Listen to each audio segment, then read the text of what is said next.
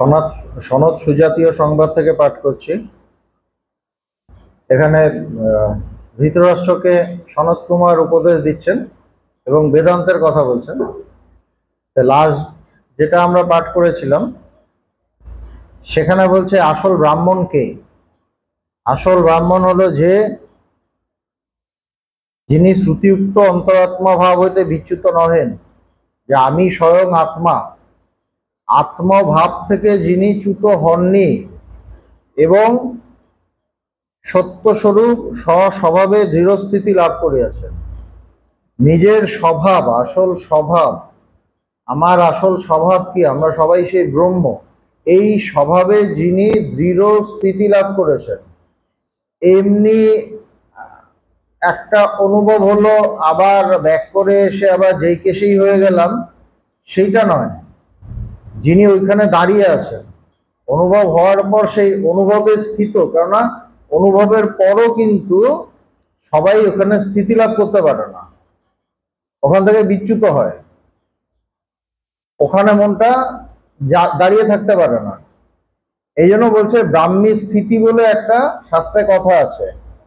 ব্রহ্মজ্ঞান এক জিনিস আর ব্রাহ্মী স্থিতি আরেক জিনিস। ব্রহ্মজ্ঞান হলো তার আমার জ্ঞানটা লাভ হলো, আর ব্রাহ্মী স্থিতি হলো মানে সেখানে আমি স্থিত হয়ে গেলাম, আমি ওই রাজ্যেই বাস করি। কেউ হলো বেনারসে যায়, গিয়ে ঘুরে এলো, দর্শন করে এলো, আর কেউ কাশী বিশ্বনাথ ওখানেই ওই আশ্রমে ওই মন্দিরের সামনেই থাকে। দুটোর মধ্যে তফাৎ আছে, স্থিতি লাভ করা। তো বলছে যিনি স্বভাবে দৃঢ়স্থিতি লাভ করিয়াছেন তাহাকেই তুমি যথার্থ ব্রাহ্মণ বলিয়া জানিবে। বলছে তিনি ব্রাহ্মণ। এই পর্যন্ত হয়েছিল। যে আত্মাকে দেহি ও তদ্ধর্ম বিশিষ্ট বলিয়া মনে করে সে মহাপাপী। যে ব্যক্তি সর্বধর্ম রহিত সচ্চিদানন্দ স্বরূপ আত্মাকে অজ্ঞানবশত অন্যথা অর্থাৎ অন্য প্রকার আমি দেহবান, সুখী দুঃখী ইত্যাদি রূপে অবধারণ করিয়া থাকে, সেই অনাত্মবিদ আত্মস্বভাবহারী চোর কি পাপী বা অনুষ্ঠান করে নাই? অর্থাৎ সে মহাপাতকী। বলছে যে ব্যক্তি সর্বধর্ম রহিত সচ্চিদানন্দ স্বরূপ আত্মাকে, আত্মা কি বলছে? সর্বধর্ম রহিত। সর্বধর্ম রহিত মানে কি? ধর্ম বলতে কি বোঝাচ্ছে? ধর্ম বলতে হিন্দু মুসলিম ওই ধর্মের কথা বলছে না, বলছে যে আমাদের তিনটে অস্তিত্ব জেনারেলি থাকে জাগতিকভাবে। সেটা কি? একটা দেহ ধর্ম, দেহের একটা ধর্ম, একটা প্রাণের ধর্ম, একটা মনের ধর্ম। দেহের ধর্ম কি? দেহের ধর্ম হলো মানে আমরা নানা কিছু শারীরিক যে কষ্ট হয়, ইয়ে হয়, এইগুলো গরম লাগছে, ঠান্ডা লাগছে, এগুলো কোথায় লাগে? দেহে লাগে। তারপর প্রাণের ধর্ম কি? বলছে ক্ষুধা, পিপাসা, এগুলো প্রাণের ধর্ম। আর মনের ধর্ম কি? শোক, মোহ। এগুলো আমাদের ভয় হয়, শোক হয়, মোহ হয়, এগুলো মনের ধর্ম। বলছে সচ্চিদানন্দ কি? সচ্চিদ আনন্দ স্বরূপ সেই আত্মা এই তিন ধর্মের পারে, এই তিন ধর্ম সেখানে নেই। সেটাকে বলছেন যে যে ব্যক্তি সর্বধর্ম রহিত সচ্চিদানন্দ স্বরূপ আত্মাকে অজ্ঞানবশত অন্যথা, বলছে আত্মাকে অন্য কিছু বলে ভাবছে। আত্মা বলতে আমি, আমার আসল স্বরূপ কি? আমি সচ্চিদানন্দ স্বরূপ, সচ্চিদ আনন্দ স্বরূপ, কিন্তু আমি নিজেকে এই মনের ধর্ম বা দেহের ধর্ম বা প্রাণের ধর্ম এগুলো দিয়ে ভাবলাম। দেহ ধর্মে আমি ভাবলাম যে আমি খুব মোটা, আমি খুব কালো, আমি খুব ফর্সা, আমি খুব সুন্দর, ইত্যাদি ইত্যাদি। বা মনের ধর্মে হলো আমি খুব সুখী, আমি খুব দুঃখী, এরকম। প্রাণের ধর্মে আমার খুব খিদে পেয়েছে, আমার খুব পিপাসা পেয়েছে, এইগুলো এরকম ভাবছি। বলছে যে এইটা ভুল ভাবনা, এইটা অজ্ঞানবশত হয়, সে অজ্ঞানবশত হয়। অন্যথা অর্থাৎ অন্য প্রকার আমি দেহবান, সুখী দুঃখী ইত্যাদি রূপে অবধারণ করিয়া থাকে। আমি দেহবান, আমার এই দেহ আছে, আমার শরীরটা এরকম, এইভাবে যে নিজেকে ভাবে, সেই অনাত্মবিদ। আত্মাকে যিনি জানে তাকে বলে আত্মবিদ, যিনি জানে না তাকে বলছে কি অনাত্মবিদ। সেই অনাত্মবিদ আত্মস্বভাব অপহারী চোর কি পাপই বা অনুষ্ঠান করে নাই? বলছে নিজের যে স্বভাব, আমার আত্মস্বভাবকে আমি জানলাম না, আমি তো এই স্বভাবটাই চুরি করে নিলাম। সেই হিসেবে যতক্ষণ আমরা অজ্ঞানী আছি, আমরা সবাই চোর, আমরা সবাই চুরি করছি, কারণ আমার স্বভাবটা আমি চুরি করে নিচ্ছি, চুরি করে আমি ওর মধ্যে অন্য কিছু ঢোকাচ্ছি। বলছে সে কি পাপ করছে না? আমরা বলি না চোরকে আমরা কি বলি? খুব পাপী। চোর ডাকাত যারা, তাদের বলি খুব পাপী, পাপ করেছে। কিন্তু আমি আমার নিজের স্বভাবটাই আমি প্রতিষ্ঠিত না হয়ে আমি সেখানে অন্য কিছু ভাবছি। আমি নিজের স্বভাব থেকে বিচ্যুত হয়ে গেছি, স্বভাব থেকে আমি বিচ্যুত, আমিও তো চুরি করছি, আমিও পাপ করছি। অতএব বিষয়ভূত দেহ ইন্দ্রিয়াদিতে আত্মবুদ্ধি পরিত্যাগ পূর্বক সর্ব ইন্দ্রিয়ের অগোচর শুদ্ধ চৈতন্য স্বরূপ স্বয়ং প্রকাশ সচ্চিদানন্দ ঘন বিগ্রহ পরমাত্মাকেই স্ব অভিন্ন রূপে অবগত হইয়া তাহাতেই সর্বদা নিষ্ঠা ও স্থিতিলাভ করা কর্তব্য, এখানে ইহাই সূচিত হইল। এখানে যিনি ব্যাখ্যা করছেন তিনি এটা বলছেন যে এই সনত কুমারের এই কথাটার মানে কি? সনত কুমারের কথাটার মানে হলো বিষয়ভূত দেহ ইন্দ্রিয়াদিতে আত্মবুদ্ধি পরিত্যাগ পূর্বক আমাদের বিষয়ভূত দেহ ইন্দ্রিয়, আমাদের যে ইন্দ্রিয়গুলো, সেই ইন্দ্রিয়ই আমি নই, এই শরীর আমি নই। আত্মবুদ্ধি, শরীরে দেহে আত্মবুদ্ধি বা ইন্দ্রিয়ে আত্মবুদ্ধি, এটাকে ত্যাগ করতে হবে, এটাকে ত্যাগ করতে হবে। ভাবতে হবে যে আমি শরীর নই, আমরা সবসময় নিজেকে দেহ বলে ভাবছি, বলছে এটা ত্যাগ করতে হবে। ত্যাগ করে সর্ব ইন্দ্রিয়ের অগোচর, ইন্দ্রিয়ের পারে শুদ্ধ চৈতন্য স্বরূপ স্বয়ং প্রকাশ সচ্চিদানন্দ ঘন বিগ্রহ পরমাত্মাকে, সেই পরমাত্মা কি সচ্চিদানন্দ স্বরূপ, সত্য স্বরূপ, জ্ঞান স্বরূপ, আনন্দ স্বরূপ, সেখানে জড় নেই, সেটা জড় নয়, সেটা চৈতন্য, স্বয়ং প্রকাশ, এবং তিনি তার আলোতেই প্রকাশিত, তার জ্ঞানেই তিনি প্রকাশিত। তাকে প্রকাশ করার জন্য আলাদা কোনো আলোর দরকার হয় না বা জ্ঞানের দরকার হয় না।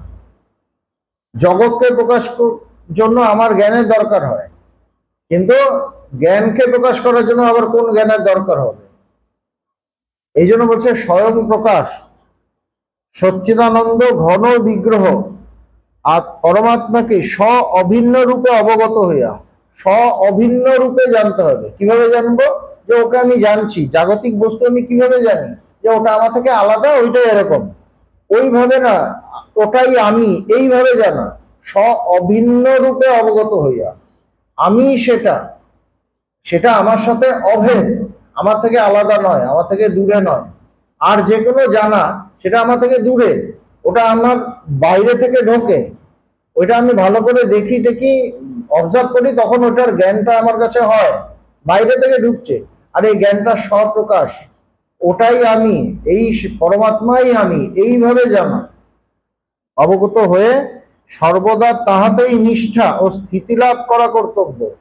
হওয়ার পর সবসময় মনটা সেই ব্রহ্মেই রাখতে হবে।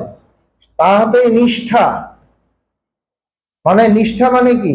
কেউ বললাম যে ওর খুব নিষ্ঠা কাজে, তার মানে কি ও রেগুলার ওই কাজটা করে। কেউ আশ্রমে এসে হয়তো একটা কোনো কাজ করে, কোনোদিন তার মিস হয় না, তা আমরা কি বলবো? যে ওর এই কাজে খুব নিষ্ঠা।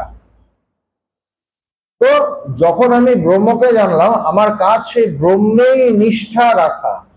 প্রতি মুহূর্তে জানলাম মানে আমি হিরো হয়ে গেলাম তা নয়। একটা থাকে না, আমি জেনে গেছি, ব্যাস, আর কিছু দরকার নেই, এখন আমি যা খুশি করি, আমি জেনে গেছি, এরকম একটা ভাব হয়। বলছে না, তাইলে বিচ্যুত হওয়ার চান্স আছে। ওখানে নিষ্ঠা রাখতে হবে না, সবসময় ব্রহ্মচর্চা। তুমি যাকে সত্য বলে জেনেছো, তুমি যাকে তোমার সাথে অভিন্ন বলে জেনেছো, তোমার মনটা তো সেখানে সবসময় থাকতে হবে।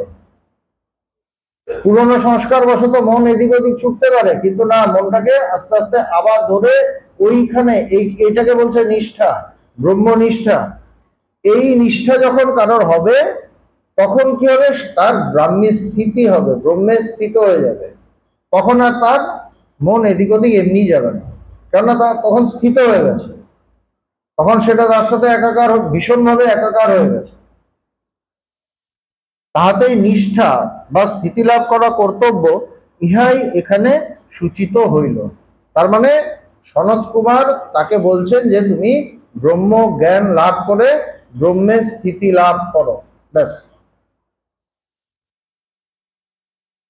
আত্মাকে যিনি দেহ ইন্দ্রিয়াদি ধর্ম বিশিষ্ট বলিয়া মনে করেন না, তাহার বিষয়ে বলিতেছেন। যিনি মানে সত্যে প্রতিষ্ঠিত, যিনি দেহ ইন্দ্রিয়াদি বিশিষ্ট বলে মনে করেন না, যার অজ্ঞানটা চলে গেছে, তার সম্পর্কে এবার সনত কুমার কি বলছেন? যিনি দেহ ইন্দ্রিয়াদি বা তাহাদের ধর্ম নিজ বা নিজের বলিয়া গ্রহণ করেন না, সেই পুরুষকে সংসার শ্রম কখনো স্পর্শ করিতে পারে না। যিনি দেহ ইন্দ্রিয়কে আমি বলে নিচ্ছেন না, গ্রহণ করছেন না, আমার ধর্ম বলে গ্রহণ করছেন না, তাকে কি এই সংসার, জগৎ সংসারের যে কষ্ট, তাকে টাচ করতে পারে না, তাকে স্পর্শ করতে পারে না। সে জগতে টায়ার্ড হয় না, সে সবসময় স্থির থাকে।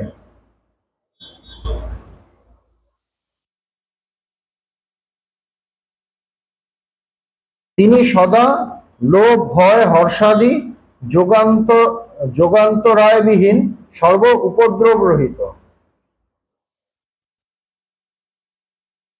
তিনি সদা লোভ ভয় হর্ষাদি যোগ অন্তরায়বিহীন। তার, যার এরকম জ্ঞান হয়েছে, যে এরকম ব্রহ্মে স্থিত হয়ে গেছে, সে কি, তার মধ্যে লোভ থাকবে না, লোভের বাইরে চলে যাবে, ভয়ের বাইরে চলে যাবে, ভয়ের পারে চলে যাবে, বা জাগতিক আনন্দ সেটার বাইরে চলে যাবে। লোভ ভয় হর্ষাদি যোগ অন্তরায় বিহিত, এই ধরনের যে অন্তরায়, মনের যে ধর্ম, এইগুলো থেকে সে বাইরে চলে যাবে। বলছে সর্ব উপদ্রব রহিত, তার উপর কোনো উপদ্রব হবে না, তার উপর কোনো উপদ্রব হতে পারবে না, কেন, তার ভয় নেই, ভয়ের পারে চলে গেছে, আনন্দ নেই, জাগতিক আনন্দ নেই, এবং তার কোনো দুঃখও নেই, লোভ নেই। এইরূপ পুরুষই বিদ্বৎগণ কর্তৃক শিষ্ট বলিয়া কথিত হইয়া থাকে। বলছে তাদেরই যথার্থ ভদ্র বলা হয়। যারা এই অবস্থায় পৌঁছেছে, আমরা বলি না মানুষটা খুব ভদ্র, শাস্ত্র কিন্তু সমস্ত কিছুর অন্য ব্যাখ্যা দেয়। আসল ভদ্রকে, আসল শিষ্টকে, যিনি সেই জ্ঞান লাভ করেছেন, কেননা তার ভয় নেই, তার লোভ নেই, ভেতর থেকেই নেই, তার জাগতিক লাফালাফি আনন্দ খুব উচ্ছ্বাস ওরকম নেই। তিনি সেই জায়গায়, যিনি সেই স্বস্বভাবে প্রতিষ্ঠিত, তিনি ঠিক ঠিক ভদ্র শিষ্ট। বলছে এটা কারা বলেন? জ্ঞানীরা বলেন। কিন্তু সেই ভাগ্যবান ব্রহ্মবেত্তা ব্রাহ্মণ স্বয়ং পূর্ণ জ্ঞানী হইয়াও শিষ্টের ন্যায় আচরণ করিবেন না। মানেটা কি, যে তিনি নিজের জ্ঞানটাকে জাহির করবেন না।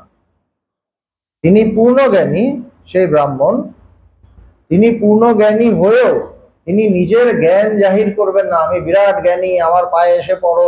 তিনি নর্মাল ভাবে সবার সাথে থাকবেন।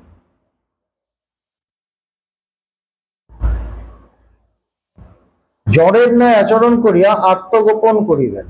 মানে আত্মগোপন করবেন মানে নিজের ওই একই কথা, নিজের আমি খুব জ্ঞানী এইটা দেখাতে যাবেন না, ওটা দেখাতে যাবেন না।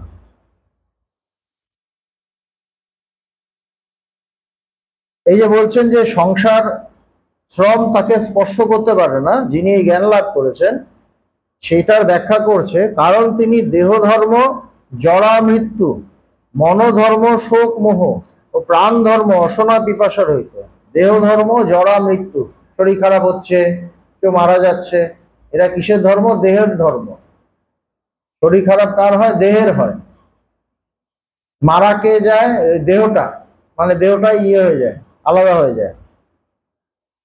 মনের ধর্ম কি? শোক মোহ, এগুলো। আমার খুব শোক, খুব দুঃখ হয়েছে, তারপর আমার খুব মোহ হয়েছে, কোনো কিছুর প্রতি আমার খুব আসক্তি আছে, এগুলো মনের ধর্ম। আর প্রাণের ধর্ম কি? ক্ষুধা তৃষ্ণা, এগুলো এগুলো পারে চলে যায়। পিপাসা রহিত, দেহেন্দ্রিয়াদির অধ্যাস আত্মাতে হইলেই উহাদের ধর্মসমূহ ক্রমে আত্মাতে অধ্যস্ত হয়। এই অধ্যাসটা যখন, অধ্যাস কাকে বলে? এটা ধর্ম ওটাই হচ্ছে, ওটার ধর্ম এটাই হচ্ছে। মনের ধর্ম আত্মাতে, আত্মার ধর্ম মনে, এরকম। তো যখনই অভ্যাসটা হচ্ছে, তখন আমি আত্মা বলে আমি নিজেকে আর বুঝতে পারছি না, আমি তখন মনের ধর্মের দ্বারা অধ্যস্ত হয়ে গেছি। তখন মনের যেগুলো ধর্ম, শোক মোহ, এগুলো মনে হয় আমার শোক আমার মোহ, ওটা মনের নয়, তখন মনে হয় আমার শোক আমার মোহ। শরীরের রোগ, সেটা মনে হয় আমার রোগ। এইটা হলো অধ্যাস, মানে এক হয়ে যাওয়া। মনটা আত্মার সাথে এক হয়ে যাওয়া, মনটা আমির সাথে এক হয়ে যাওয়া, এটাকে বলছে অধ্যাস।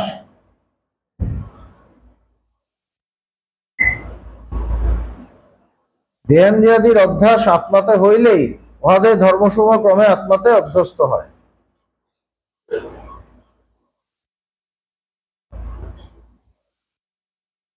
স্বীয় বিসত্তা অর্থাৎ জ্ঞানের পরিচয় লোক সমাজে প্রদান করিবেন না, সদা গুপ্ত থাকিয়া মায়ার মিথ্যাভূত জগৎ লীলা দর্শনে কৌতুক বা আনন্দ লাভ করিবেন। জ্ঞানীদের কথা বলছেন, তাদের কাজ কি? বলছে জগৎ দেখে আনন্দ পাও, কেন? এটা মায়ার খেলা। কিন্তু বিরাট আমি জ্ঞানী আমি জ্ঞানী অত বলার দরকার নেই।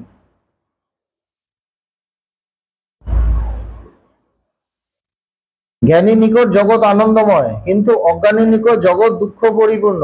জ্ঞানী আত্মগোপন করিয়া আনন্দেই থাকেন, এটা বরাহ উপনিষদে বলা আছে। এইখানেই শাস্ত্রের কিছু কিছু কথা যেগুলো বলা আছে, সেগুলো ভগবান কিন্তু মানেননি। কেন? তার প্রেমের জন্য। তিনি জ্ঞান জাহির করতে চাননি, তিনি চেয়েছেন মানুষও জ্ঞান লাভ করুক, মানুষও জ্ঞান লাভ করুক। সেই জন্য তিনি মানুষকে বলেছেন। এই যে তার এত কষ্ট হয়েছে, কেন হয়েছে? তিনি শাস্ত্র মানেননি। তো শাস্ত্র বলেছে যে আত্মগোপন করে থাকো, অত দেখানোর দরকার নেই। ভগবান দেখাতে যাননি, কিন্তু মানুষকে তো বোঝাতে গেছেন জ্ঞানটা কি, জ্ঞান লাভ করো, এটা বলতে গেছেন। তাতে কষ্ট হয়েছে, জগৎ ছবল মেরেছে, মায়ের জগৎ ছবল মেরেছে, ভয়ঙ্কর ভাবে ছবল মেরেছে, ভীষণ কষ্ট পেয়েছেন। তাকে অনেক, মানে কাঁদতেও দেখেছি, এত কষ্ট পেয়েছেন। এটা হলো প্রেমিক পুরুষদের ক্ষেত্রে। ঠাকুরকে মানুষ কত কিছু বলছে, স্বামীজিকে কত কিছু বলেছে, তাদের কি প্রাণে লাগেনি? লেগেছে, কষ্ট হয়েছে। কষ্ট কি হয় না? হয়। সেটা যেহেতু তারা প্রেমিক, সেই জন্য সেটা অন্য চ্যাপ্টার, সেইটা এই সিলেবাসে নেই, এটা অন্য সিলেবাস। এটা হলো জ্ঞান লাভ করো, জ্ঞানে দাঁড়াও, ব্যাস ওইটুকু। এরপর যে প্রেমের ব্যাপার, সেটা আর নেই, সেটা অন্য ব্যাপার। খেয়াল রাখিস।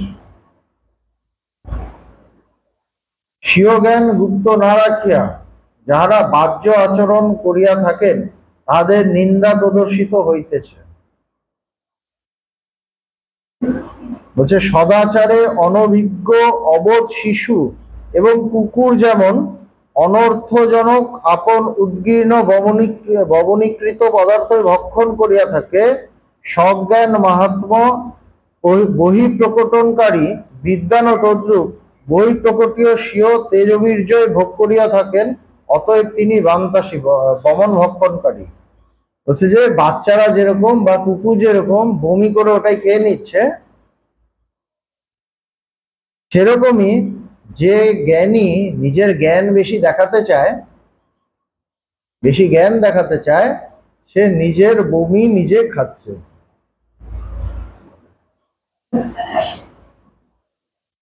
আপন উদ্গীর্ণ পদার্থ ভক্ষণ করিয়া থেকে সজ্ঞান মাহাত্ম্য বহিঃপ্রকটনকারী।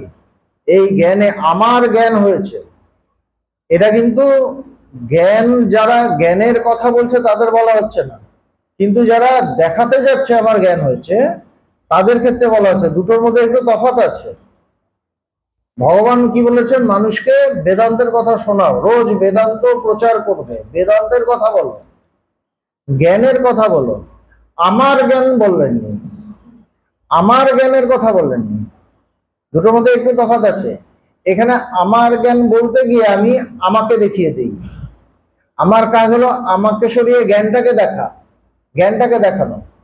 কিন্তু আমার বিরাট জ্ঞান হচ্ছে, আমার কাছে আসো, এই যে যারা বলছে, ভগবান এইটাকে মানা করছে, বলছে না, জ্ঞানকে প্রকাশ করো, নিজেকে না।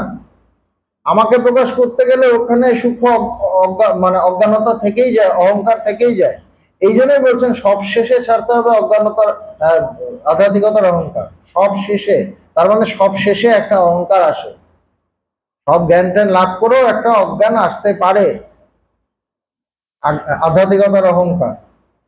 এখানে বলছে যারা ওরকম দেখায়, নিজেকে দেখায় আর কি, তারা নিজের বমি করে ওটাকেই খাচ্ছে। এবং জ্ঞানের জায়গা থেকে দাঁড়িয়ে বলা,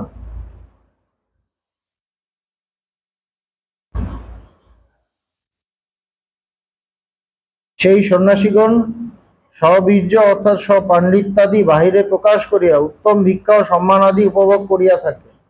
বলছে যারা ওটা করে, কেন করে?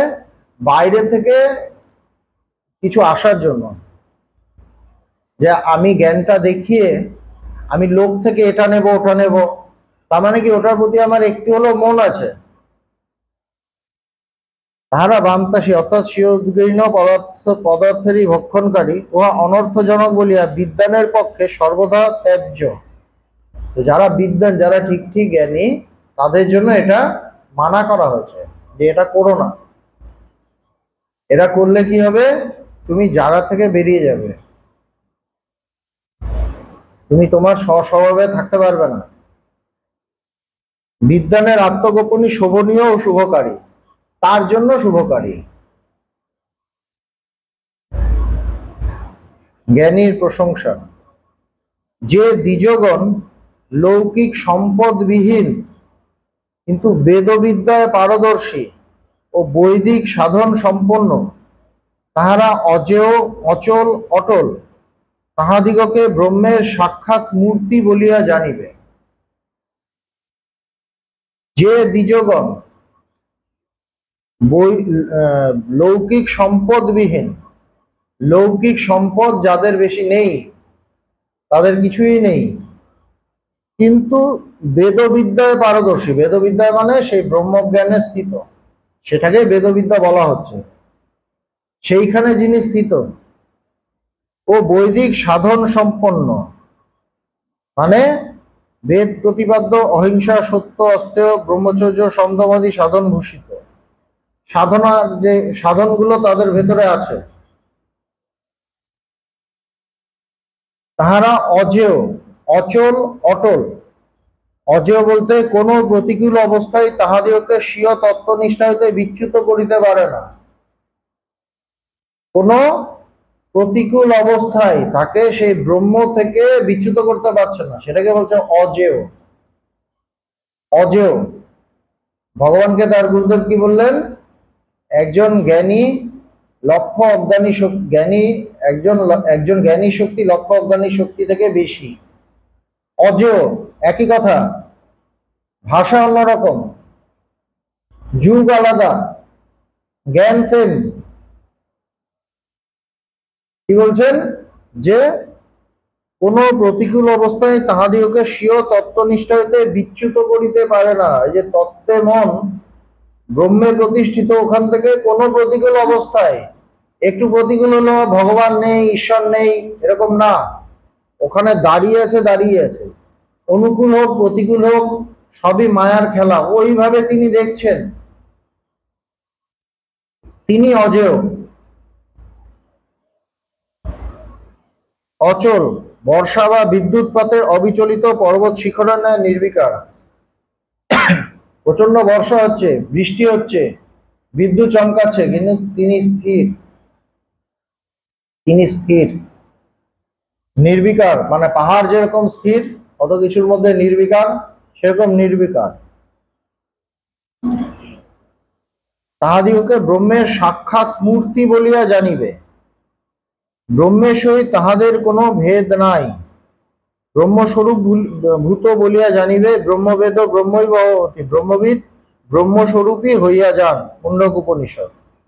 ব্রহ্মের সাথে কোনো ভেদ নেই, ব্রহ্মের যে স্বভাব, ব্রহ্মের কি সৎ চিৎ আনন্দ স্বরূপ, এবং এরকম যারা জ্ঞান লাভ করেছেন, জ্ঞানে প্রতিষ্ঠিত, তারাও সৎ চিৎ আনন্দ স্বরূপ হয়ে যান, তারা ব্রহ্মই হয়ে যান, তারা ব্রহ্মস্বরূপই হয়ে যান।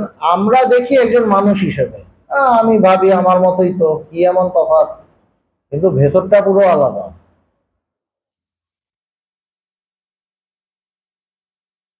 জ্ঞানীর বা ব্রহ্মবিদের মহিমা বর্ণিত হইতেছে, ব্রহ্মবিদের কথাই বলা হচ্ছে কয়েকটা শ্লোকে। ব্রহ্মবিদের মহিমাই বলছেন, ব্রহ্মবিদ কেমন হয়, ব্রহ্মজ্ঞ কেমন হন। ইহলোকে সর্ব অভীষ্ট প্রদায়ী ইন্দ্র, অগ্নি আদি দেবগণের উদ্দেশ্যে যজ্ঞাদি সম্পাদনকারী যে কোনো ব্রাহ্মণ সর্বদেবতা প্রীতি অর্জন করিলেও ব্রহ্মবিদ সদৃশ হইতে পারেন না। হচ্ছে আমি খুব যজ্ঞ পূজা এসব করছি, তখন এইসবে কি হয়, ইন্দ্র খুশি হন, ইন্দ্র আমাকে অনেক কিছু দান করেন। বা একজন ব্রাহ্মণ পুজো টুজো করছে, সে দারুণ পুজো করছে, বলছে সর্ব অভীষ্ট প্রদায় ইন্দ্র, আমি যা কিছু চাইছি ইন্দ্রদেব আমাকে দিয়ে দিচ্ছেন। সেই ইন্দ্র অগ্নি যাদের আমরা দেবতা বলে থাকি, তারাও আদি দেবগণের উদ্দেশ্যে যজ্ঞাদি সম্পাদনকারী যে কোনো ব্রাহ্মণ সর্বদেবতা প্রীতি অর্জন করিলেও ব্রহ্মবিদ সদৃশ হইতে পারেন না। তাদের যিনি প্রীতি অর্জন করছেন, তাদের পুজো করে সেই ব্রাহ্মণ বিরাট হতে পারে, দারুণ ব্রাহ্মণ, দারুণ পুজো করছে, যজমানের জন্য যজমান যেটা চাইছে দেবতারা দিয়ে দিচ্ছেন, কিন্তু তারাও ব্রহ্মবিদ সদৃশ হতে পারবেন না। ব্রহ্মবিদ তাদের থেকেও তাদের ছাপিয়ে।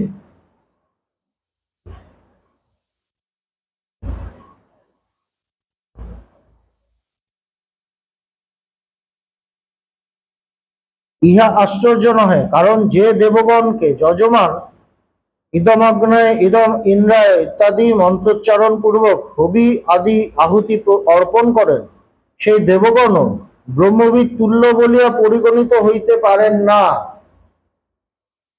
বলছে সেই দেবগণও ব্রহ্মবিদের তুল্য নন।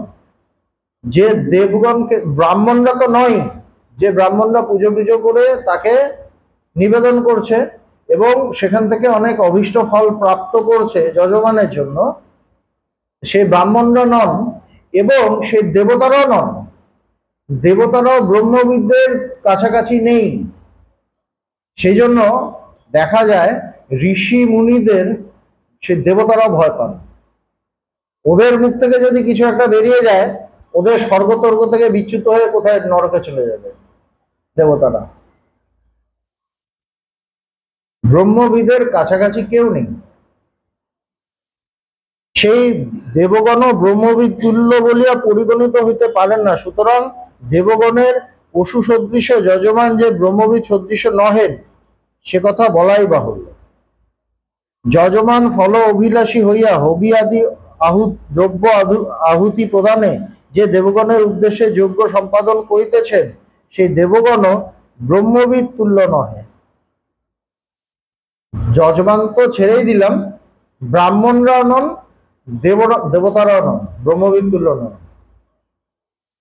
যজমান দেবগণের নিকট ফলকামী, কিন্তু ব্রহ্মবিদ ব্রহ্মস্বরূপ। যজমান দেবগণের নিকট ফলকামী, তারা কোনো একটা ফল চায়, কিন্তু যিনি ব্রহ্মবিদ তিনি ব্রহ্মস্বরূপ, তার কোনো কামনা নেই, কামনার পারে তাহার কোনো কামনাই থাকে না বলিয়া তিনি সর্বশ্রেষ্ঠ। ব্রহ্মবিদ্ভ পরম ভূতম না কিঞ্চিদিহ বিদ্যতে। মনু, সংসারে ব্রহ্মবিদ হইতে শ্রেষ্ঠ কেহই নাই। সংসারে, এই সংসারে ব্রহ্মবিদ থেকে শ্রেষ্ঠ কিছুই নেই। সেই জন্যই স্বামীজি তার শিষ্য শরৎচন্দ্র চক্রবর্তীকে বলছেন, যদি দেখিস কোথাও কোনো ব্রহ্মজ্ঞের খবর পাস, তার পায়ের সামনে গিয়ে বসে পড়বি, আর এদিক ওদিক কিচ্ছু দেখবি না, কোনো তার কাজকর্ম কিচ্ছু বিচার করবি না। যদি জানিস তিনি ব্রহ্মজ্ঞ, তার পায়ের সামনে গিয়ে পড়ে যাবি, ব্যাস। এটাই ব্রহ্ম জ্ঞানের, ব্রহ্মবিদের, ব্রহ্মজ্ঞ পুরুষের, মহাপুরুষের ভাব।